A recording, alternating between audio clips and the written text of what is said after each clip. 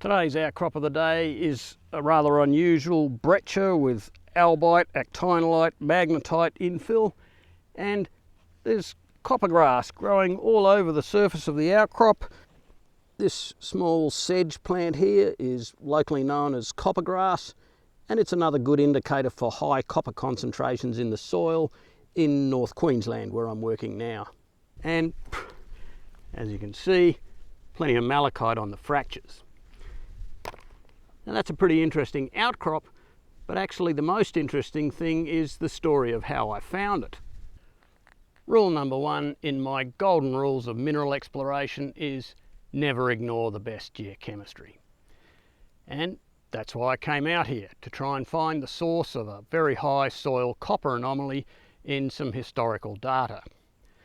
Unfortunately, when I got to the peak of that anomaly, there wasn't much of anything. Rule number two in my golden rules of mineral exploration is never trust the best geochemistry. And one of the main reasons for not trusting the best geochemistry is that the positioning in the days when they were collected was often not so good. And I suspected that that might have been the case here, so I went looking for something that might help me out. And then I found this.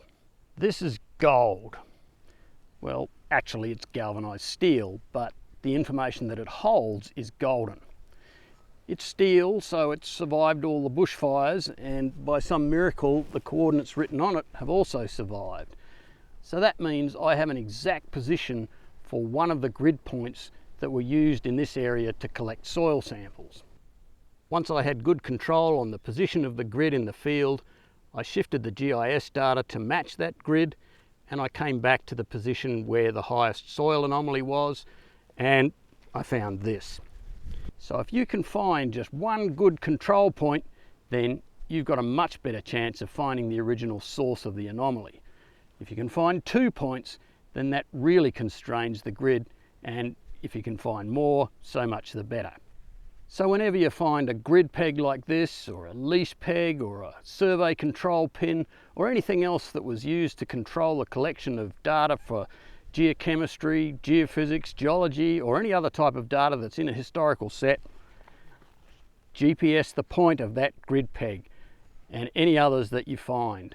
The more you can get, the better the control you'll have on your old data, and that'll put you in the right place when you're looking for the good outcrops.